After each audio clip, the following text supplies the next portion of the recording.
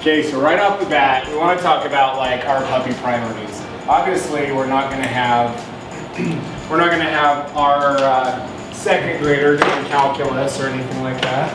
Correct. So we need these dogs worrying about age appropriate things. So you know that as good or better than anyone. So our puppy priorities.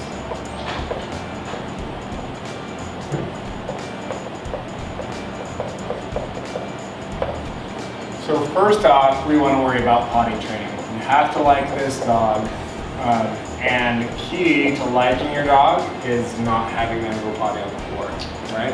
It's important. So potty training is going to be like first and foremost. And then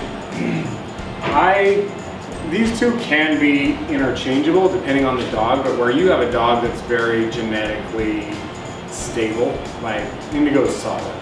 So he's had some things come up that we've dealt with, but in all, like he's a very high threshold dog, meaning he doesn't quickly go into fight or flight.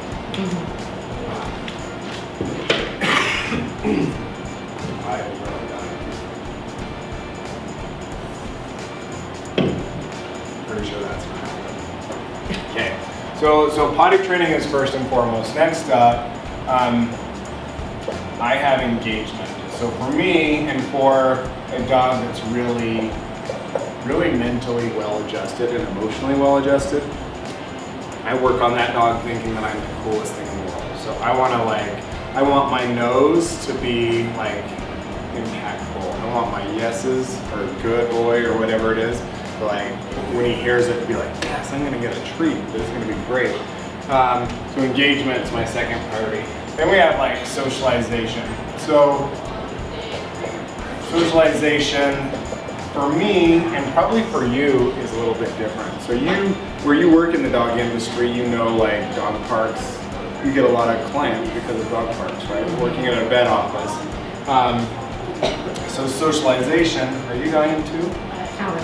Okay. So socialization, first of all, we want them to socialize with people. I don't need my dog to love all people.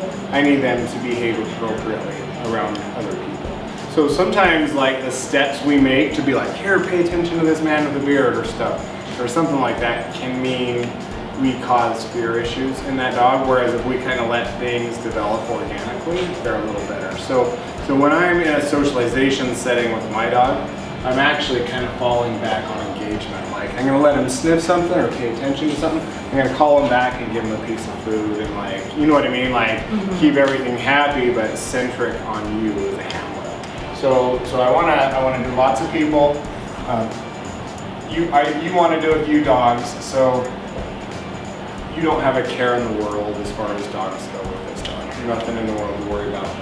So you can have 100 good experiences that are negated by one bad experience. So if you let Indigo go out and have friends, make sure you screen them well. So, and you're qualified to do that. So yeah, so no bad experiences.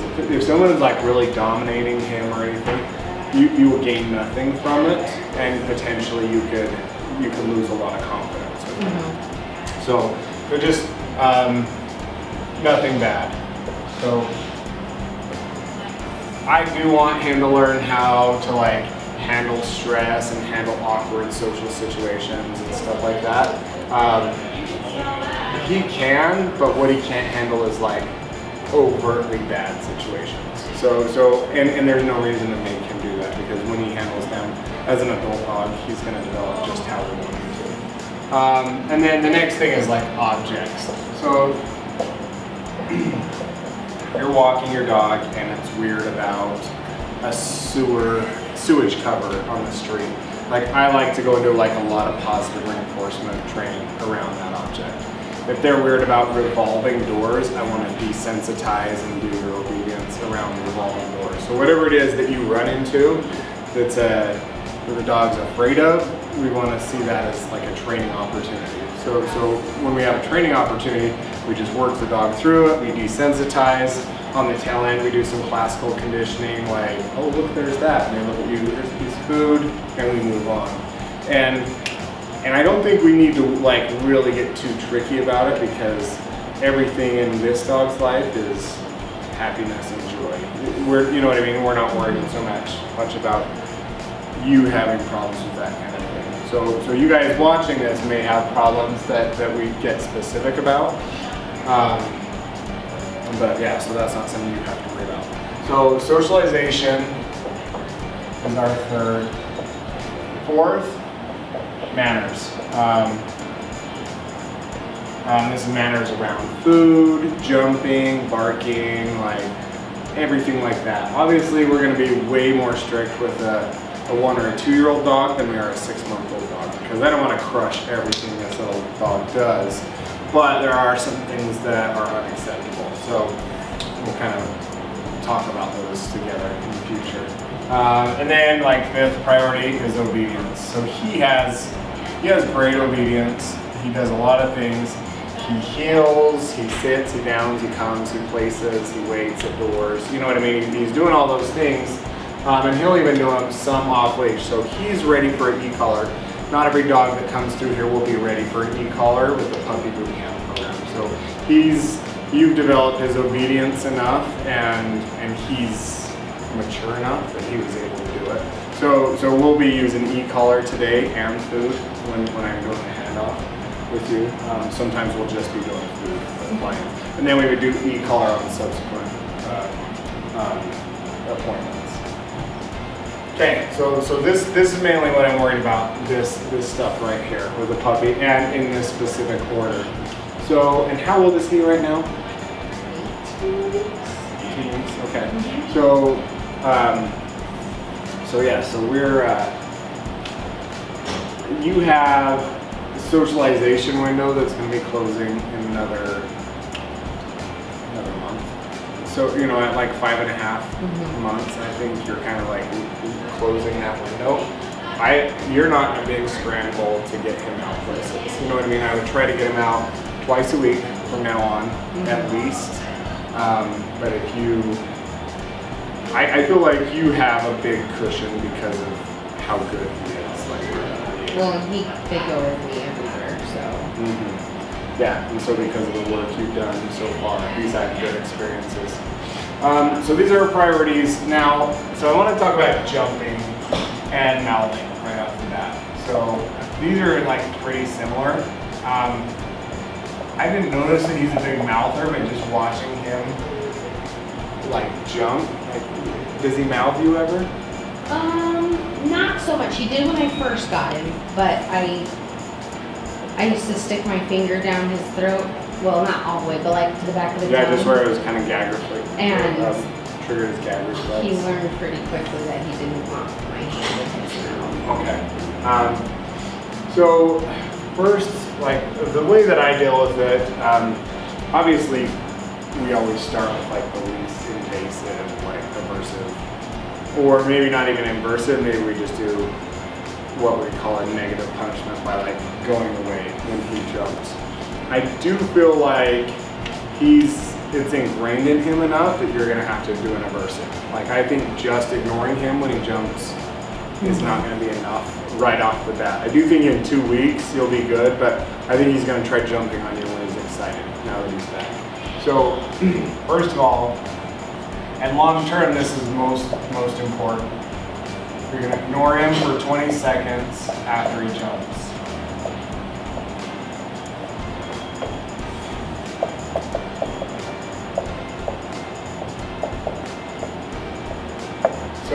So that's going to be, he jumps on us, no eye contact, no talking, none of that stuff. He just makes us go away. Next up, we want to correct it with the e-collar if you have it.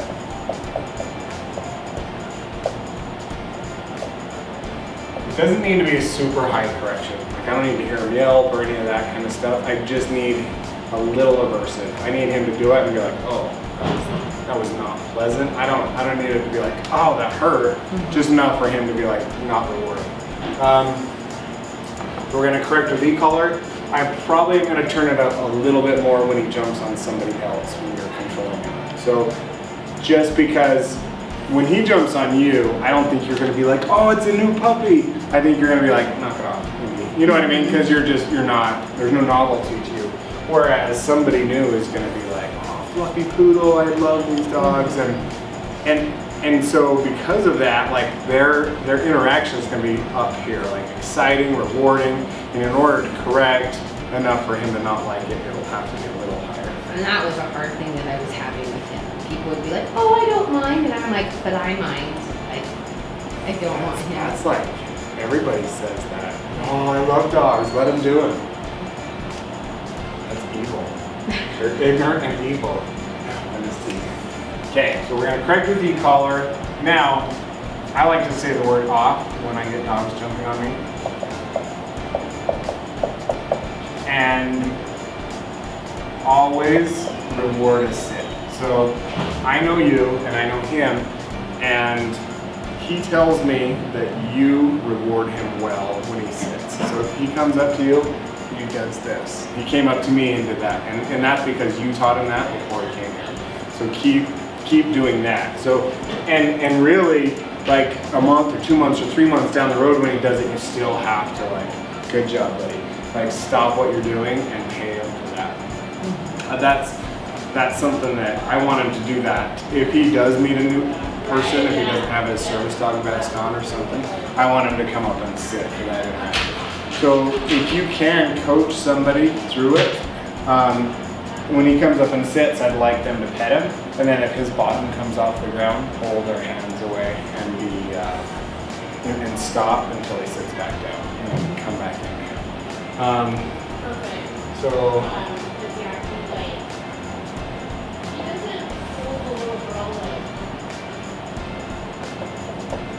So we're going to always reward a sit. Now, mouthing is going to be a very similar thing. So when they mouth, so a lot of people, so we have this problem that people will be playing with their puppy. Their puppy will go like this and they'll go stop, and then keep playing with the dog, keep playing with it, and it's just like stop over and over, and the dog's getting more and more elevated. Like the first time your dog puts its mouth on you, you need to say stop. And then we need to ignore that dog for 20 seconds. Otherwise, there's no real consequence. There's just like words that are exchanged. And so it's not meaningful typically for a dog.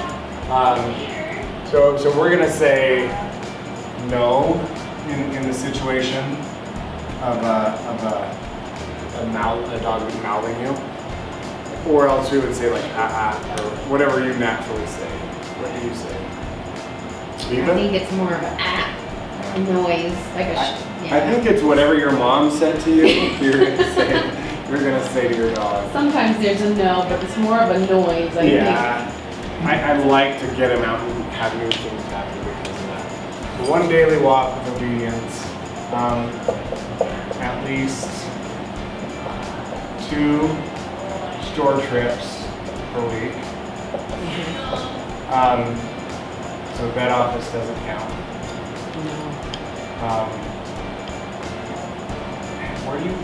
Okay, so what do you have that's close by? And so you actually can go anywhere. So you know what I mean? Like, or not everybody can. So just, you get to choose where that is. Okay, so at least two trips per week. Come to the group training. So at this point, he goes ready for the groups.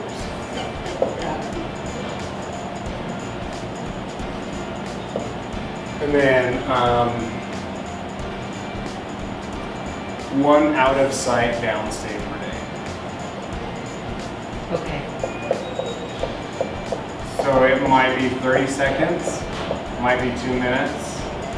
So the way that we turn this off and on is we touch these 2 points together. That turn this off. Okay. Turn it back on, we touch the 2 points again. So that's off. Now for this, what we're gonna do, we're gonna hold that button down for 3 seconds. And that's Okay. this one here. Same button for 3 more seconds, turns it back on. Okay. This is a vibration, this is electric, and this is boost electricity. So if you're on 12 here, red button goes to 17. The way that we train, we want that C to always be there. Okay. Don't worry about the flashing one being, that's part of it. What I have you do, so Indigo works on normal levels. Normal dogs are like 13 to I don't want you to really go above that with him. So what I want you to do is put it in your hand and turn it up until you start to feel it.